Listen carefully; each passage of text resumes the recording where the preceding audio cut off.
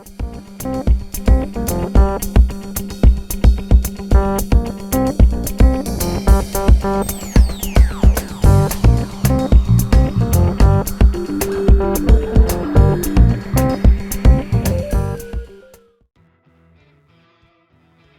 we take a look at 12 facts you never knew about Martin Scorsese's lesser-known masterpiece, the King of Comedy. Will you please give your warmest welcome to the newest King of Comedy, Rupert Pupkin.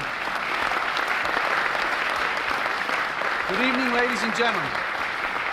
My name is Rupert Pupkin. I was born in Clifton, New Jersey, which was not at that time. Released in 1982, King of Comedy was a commercial flop at the time, generating a mere $2.5 million to its $19 million budget. It had mixed reviews, especially in comparison to previous Scorsese and De Niro partnerships like Mean Streets, Taxi Driver and Raging Bull. Despite its meager reception at the time, some 40 years later, more and more people are revisiting the film, and even the recent Joker film, released in 2019, is said to be heavily influenced by the King of Comedy. Looking back at it after 40 years, it is safe to say that the King of Comedy is without a doubt one of the finest by Scorsese. So without further ado, let's start our countdown for the 12 most interesting facts you never knew about the 80s classic, The King of Comedy. Number 12. De Niro prepared for Rupert Pupkin's role by developing a role reversal technique. We all know that Robert De Niro is a pioneer in method acting. In preparation for his role as Rupert Pupkin, one of his techniques consisted of chasing down his own autograph hunters, stalking them and asking them lots of questions. As Scorsese remembered, he even agreed to meet and talk with one of De Niro's longtime stalkers. I would drag, I was saying to I said to Martin, now we're going to have a chance to go and meet some of the people who do this. And so I dragged him around to a couple of people's houses and to show them and introduce them to, and some of them are around today working for tabloids or whatever. A lot of kids that took pictures or autographs and that sort of thing. We would go there and talk to them and hang out a little bit, you know. But we never thought of it as a... De Niro also spent months watching stand-up comedians at work to get the rhythm and timing of their performances right. Fully in phase with his character, at one point he went as far as declining an invitation for a dinner from Lewis because he was supposed to be at his throat and ready to kill him for his chance. Number 11. There was some tension between Jerry Lewis and Sandra Bernhard. According to an interview with Lewis in the February 7, 1983 edition of People magazine, he claimed that Scorsese and De Niro employed method acting tricks, including a swing of anti-Semitic epithets during the filming, in order to pump up Lewis's anger. The scene in which Masha covers Jerry in tape up to his neck and attempts to seduce him while he's trapped in a chair is one of those most famous improvised scenes of the film. As tensions increased, the moment in which Jerry tricked Masha into untying him only to knock her out, Jerry originally wanted Masha to take a fall into a glass table covered with candles, but Bernhard was reluctant. Jerry pressed his argument, but Scorsese ultimately intervened and went with the simpler version of the attack scene in the film. Number 10. Casting. Scorsese's first choice for talk show host Jerry Langford was Johnny Carson. This would have been his only acting in a film had he accepted the role. When Carson said no to playing Jerry Langford, Scorsese looked at a number of other famous showmen who might be able to carry the role. The entire Rat Pack was also considered, specifically Frank Sinatra, Dean Martin, and Sammy Davis Jr. But none of them worked out. As Scorsese began to look for various other Las Vegas acts for possible inspiration, he was reminded of Martin's old partner Jerry Lewis, who accepted the role. Number 9. Scorsese suffered from poor health before and during the film's production. Scorsese had previously worked on 3 films close together and not long after found himself hospitalized due to exhaustion and pneumonia. He had not recovered when shooting began. The film was shot over a 20-week period, with Scorsese shooting from 4 p.m. to 7 p.m. every day. The intensive filming schedule meant Marty could spend rest of his time to rest and regain his health. Number 8. The film was inspired by an actual obsessive fan. Though it didn't make its way to the screen until 1983, The King of Comedy actually has its origins in the early 1970s. When Paul D. Zimmerman, then a writer for Newsweek, began thinking about the nature of fame and fandom after reading a story about a man who was obsessed with Johnny Carson. Zimmerman was directly inspired by an article in Esquire about a man who kept a diary in which he assessed each Johnny Carson show. "Johnny disappointed me tonight," he would write. Zimmerman later recalled. Number 7. Martin Scorsese wasn't the first director attached. With the seed of a fan obsessed with a talk show host firmly planted in his hand, Zimmerman began working with a famous director on a screenplay for what would become the king of comedy, but that director wasn't Martin Scorsese. According to Zimmerman, he was initially developing the film with Milos Forman, who was the director of One Flew Over the Cuckoo's Nest, and the two men each developed their own draft of the story. After a few years of work, Forman dropped out of the project, and Zimmerman pressed on, ultimately catching the eye of a major actor. Number 6. Martin Scorsese didn't want to do it initially. The king of comedy arrived in Martin Scorsese's hands through Robert De Niro, who'd come across the screenplay and brought it in 1974. Scorsese, who knew Zimmerman as a journalist, liked the screenplay, but he found it hard to get excited about it.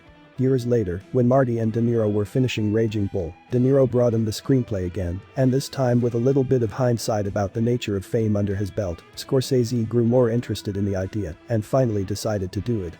And I think talking about Taxi Driver,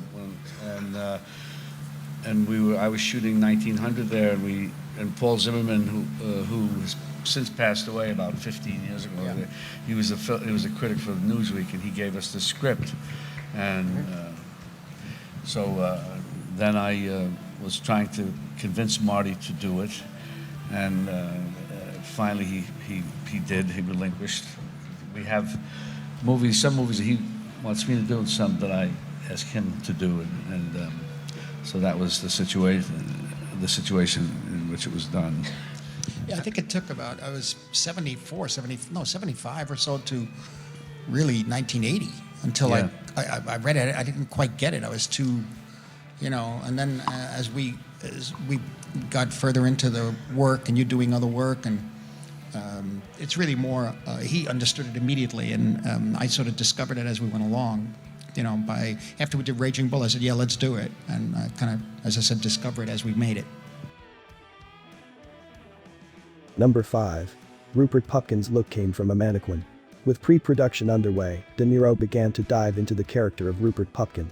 The actor took his director everywhere from comedy clubs to the homes of autograph hunters in a search for inspiration. But perhaps the most serendipitous piece of the Rupert Pupkin puzzle arrived when De Niro took Scorsese and costume designer Richard Bruno to Lou Magram, a clothing store named Shirtmaker to the Stars. There they found a mannequin dressed almost exactly like Rupert, and it ended up in the film. What or who informed Rupert's look? His hair, his mustache. Well, that was we went to the store on Broadway, Lou Magram, Shirtmaker to the Stars. Near the States Deli, I think it was, and I remember me, you, and Richard Bruno, the costume designer, went and just looked in and saw this mannequin with the whole thing, and we said, let's just do that. Yeah. And we literally took the hair. everything, and I'm sorry I didn't keep the mannequin or take it. No, it would have been amazing because even the mustache. Yeah. And then you had only one part of your face, the mustache was shorter. Yeah. Just a little shorter. But the wig, it wasn't a wig, it was his hair. That was the thing. That was from the mannequin. The red tie, the shoes, everything. So that's him. Let's do it. I read Number 4. Jerry Lewis renamed his character. Jerry Lewis brought plenty of his own style and working method to the film, and it all began with the name of the character. According to Lewis, the character's name in the script was actually Robert, not Jerry, but he persuaded Marty to change it for the reactions he'd get while acting on the streets of New York City. Hey, Jerry! How you doing? How you? You're looking good. You should see me in my white taffeta. You're doing some great shows, Jerry. Thanks a lot. Oh, How about put me on your show? Yeah, I could have used you last night.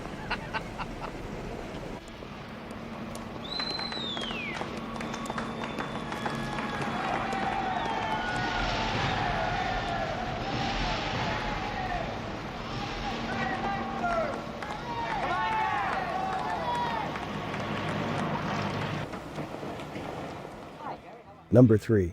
Jerry Lewis directed One Scene himself. Lewis's comedic timing and attention to detail was a key asset in front of the camera. While shooting The King of Comedy, Scorsese found them to be important behind the camera as well. At one point, Lewis told Scorsese a story about a woman who'd stopped him while he was walking down the street and she was at a payphone. It wasn't in the script, but Marty added it to the film and asked Lewis to direct it. Jerry worked it out in terms of the timing, how she stopped him, and it worked out perfectly well. To direct comedy, I watched Jerry do it a number of times. I had him do like the scene in the street with the woman on the telephone, and we hid the cameras, and he did that because it actually had happened to him. And I think in Germany at a concert or something. And I watched how he worked with her, with the actor, that literally the timing, well, you know now, but we were doing other things, but he would go 1, 2, 3, turn, move, line, laugh, that sort of thing, which was, a great learning experience just watching him work. Number 2. The King of Comedy was initially a flop. The King of Comedy was released in February of 1983, and by the end of its box office run had only earned a little more than $2.5 million. Though many critics love it now, and time has been kind to it, even Rotten Tomatoes acknowledges that the film was largely misunderstood at the time of its release.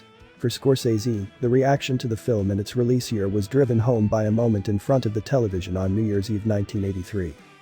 There were some consequences to be paid at this point in time. Then we went ahead and did King of Comedy, and we were attacked for that. And the film was considered the flop of the year, the new show Entertainment Tonight. Oh, God. On New Year's Eve, I was putting my tie on, and I'd look over in this TV and it said, now the flop of the year, and a curtain opened. It was King of Comedy. And everything had turned, all of Hollywood had turned against that kind of filmmaking, really. And for other reasons, too. And number 1. King of Comedy has been an inspiration for a number of movies that came out in the 2000s.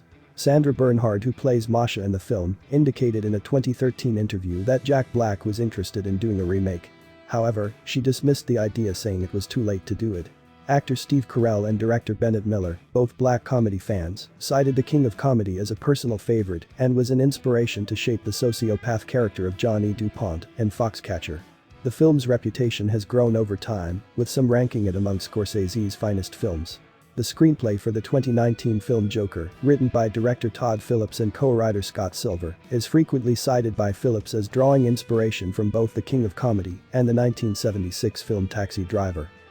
We were struggling to get Joker made, which sounds funny because it exists in the superhero world, but it's really not one of those movies. In fact, it was greatly inspired by the works of Martin Scorsese and Sidney Lumet and other filmmakers that I sort of grew up worshiping in the 70s and early 80s and their movies.